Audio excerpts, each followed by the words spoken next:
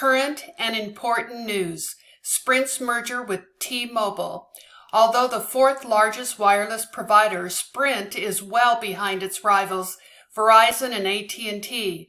Opponents to the merger believe that going from 4 to 3 carriers will change the competitive dynamic. Without the transaction, Sprint may lose any ability to compete. Both the Federal Communications Commission and the Department of Justice have approved the merger. The last hurdle is overcoming the concerns of several states that are working to block the deal. Why is the merger beneficial to me, the consumer?